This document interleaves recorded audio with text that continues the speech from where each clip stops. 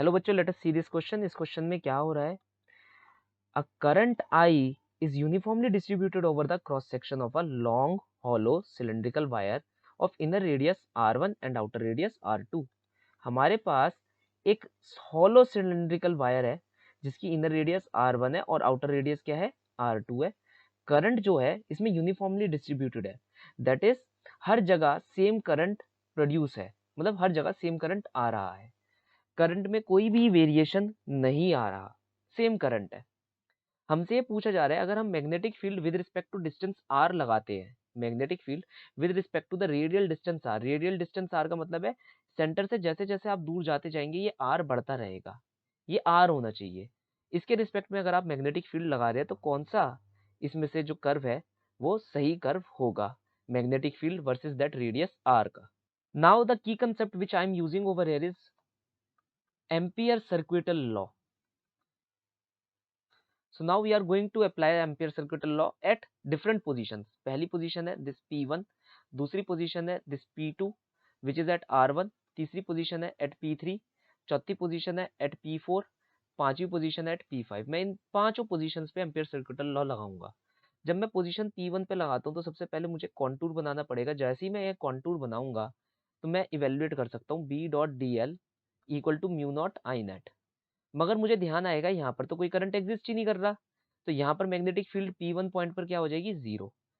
P1 अब लगाऊंगा P2 पर, तो यहाँ पर अगर मैं लगाऊंगा B dot D L equal to mu naught I net, तो अभी भी करंट P2 के अंदर अंदर, P2 वाले कॉन्टूर के अंदर अंदर कितना करंट है?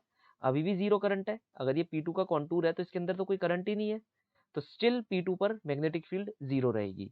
तो अगर मैं यहाँ पर एक रफ कर्व खींचूं मैग्नेटिक फील्ड वर्सेस आर का, तो up to a distance r1, up to a distance r1 कोई भी मैग्नेटिक फील्ड एग्जिस्ट ही नहीं कर रही, तो यहाँ तक r1 तक मैग्नेटिक फील्ड क्या रहेगी? जीरो रहेगी। देन जैसे ही हम P3 के लिए आएंगे, P3 के लिए ये वाला कॉन्टूर होगा। अब इस कॉन्टूर के अंदर हमें करंट निकालना पड़ेगा।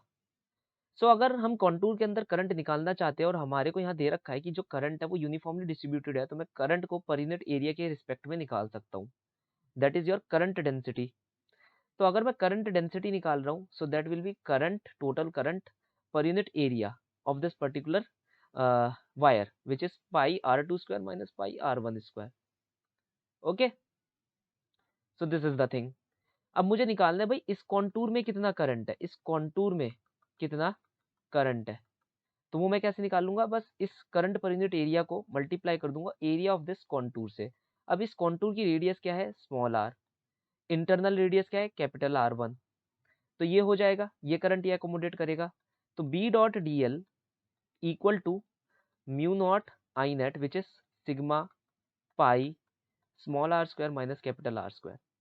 अब यहाँ पर जब हम इसे खोलेंगे, B डॉट डी एल को खोलेंगे, तो मैं इसे लिख सकता हूँ B D L integral cos theta. अब थीटा एंगल क्या होगा? देखिए, राइट हैंड कर्ल रूल लगाएंगे आप, मैं जो करंट है बाहर की तरफ आ रहा है, तो मैग्नेटिक फील्ड हमारी कैसे आएगी? It is in this direction, magnetic field हमारी इस डायरेक्शन में आ जाएगी। और जो हमने कॉन्टूर लिया है वो भी इसी डायरेक्शन में लिया है, दोनों सेम डायरेक्शन में है। दैट इज हम यहाँ पर ये कह सकते हैं कि दोनों के बीच का एंगल क्या है? 0 डिग्री। तो ये हो जाएगा 0 डिग्री, तो ये हो जाएगा बी डी एल। सिंपली हम इसे इंटीग्रेट करेंगे तो हमें क्या मिल जाएगा? B 2 pi R, that is the parameter of the contour, equal to mu naught sigma pi small R square minus capital R1 का whole square, that is B will be equal to mu naught upon में 2 pi sigma pi R square upon R minus R1 square upon R. तो इसे थोड़ा सा evaluate करके हम लिखेंगे तो हमें कुछ ये मिलेगा। This is a very curvy contour, तो ये कुछ ऐसा कर्व सा बनाएगा। देन ये कब तक ये ऐसा कर्व बनाता रहेगा? Up two point P4। P4 कहाँ पर एग्जिस्ट कर रहा है? R2 पर पॉइंट P4 एग्जिस्ट कर रहा है, तो ऐसा कर्व बनकर आएगा। R2 के बाहर जैसे ही आप जाएंगे, मतलब P.4 के बाहर जैसे ही आप जाएंगे 0.5 आएगा।